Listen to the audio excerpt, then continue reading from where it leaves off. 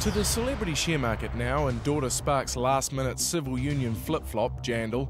Queen City homophobic letter shocker from King Dick, light and fruity. Halal hello, it's Fishy Fridays for olive lover Zowie at Papist Penthouse. Brian loses his TV show but gains new motorbike and sunnies.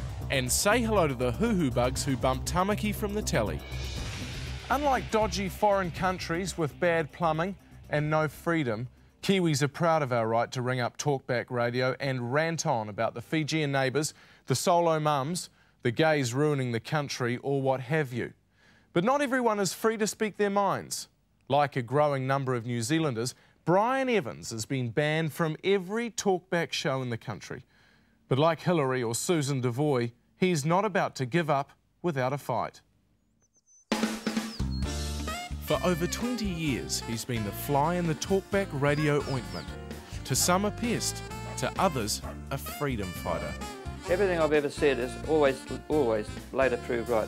Brian Evans is a man who knows what he thinks, knows that he's right, and has no problem sharing his knowledge. Except that these days he's been banned from all the major talkback stations. Brian reckons it's because he tells the truth. The radio stations disagree. Brian, I think, was, to put it mildly, was unstable. They're all fascists, okay? He would inveigle his way onto the air by using non-deplumes and false names and sometimes even disguising his voice.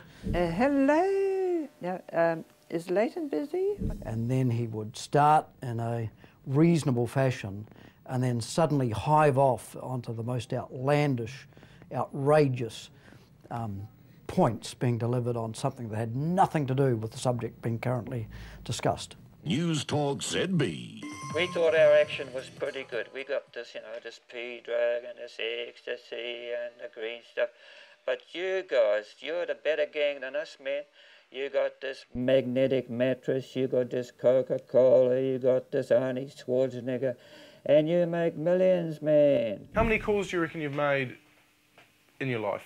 Oh, thousands. Thousands? Thousands, yeah. See, I would call sometimes, I'd be on 24 hours a day under lots and lots of different names and voices. I've been having agricultural problems in the Punjab. And then to make it look real, I had to be people that were against me. So I'd come on like a blue-rinsed lady from Remuera. And have you been keeping that awful, menacing little creature Brian Evans off? He's such a weasel. So I was kidding around for 10 years as a meter reader for the power board, talking to all the people out there who heard me. They couldn't get away to phone themselves. I was giving them hope. I was some sort of liberator from this ongoing, crushing, right-wing bullshit. Do you say nasty things to them?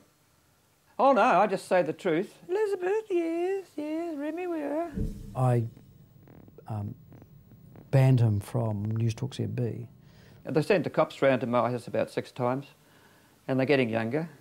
And these... They sent the cops around? Oh, yes, they sent the cops around because they get so angry and they say that I'm molesting them and harassing them. That's their word, harassing them. He weasels in here and he weasels in there. You could be forgiven for thinking Evans is a madman. He certainly is tangential. But it's strangely comforting to know that someone, somewhere, is always kicking against the pricks. Talkback with Leighton Smith. I've heard a lot of people on this morning talking about amazement that Zowie perhaps might have moderate views when it comes to his Islamic beliefs. Now, I know, for instance, in Christianity, there's a diverse, really, view of the Old Testament, for instance. Why is it so hard to believe that within Islamic religion they might not have evolved the same way? I mean, I'd refer you to the World Trade Center for starters. 28 after 10. Chris. Meanwhile, things are about to hot up in the world of talkback as Radio Pacific is to be transformed into a new talk brand, with shock jockey Martin Devlin going head-to-head against Holmes in the new year. And speaking of Holmes, the broadcaster was recently immortalised in a portrait by leading graph artist Askew. Holmes, we're told, wanted to buy the work, but despite repeated calls, he failed to front up with the cash. In a mild outburst of madness, the artist decided to go ballistic all over the work and included the outcome in a new exhibition, now showing at the Disruptive Gallery in K Road, Auckland. And that's our show. Coming up next week, Anita McNaught reports on a reality sex show shocker. But before she climaxes, she exhibits some worrying behaviour. Excuse me, what is happening here? She's always put a pillow over her head. And it's Brian Tamaki Bugger Dog Matthew Ridgegeddon as we present the 2004 EML Awards. From all of us here at Eating Media Lunch,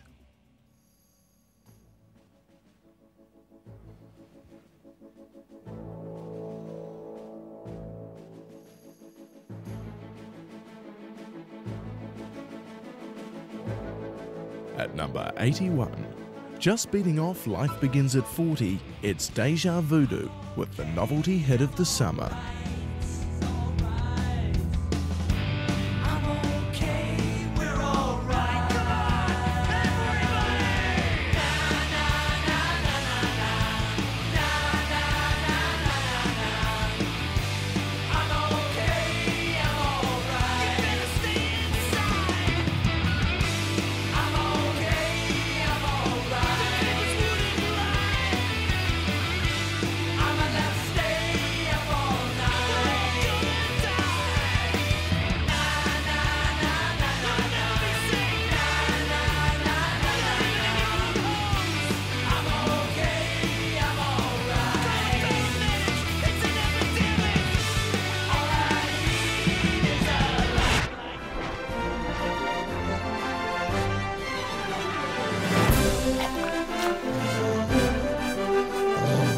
This program was made with funding from New Zealand On Air.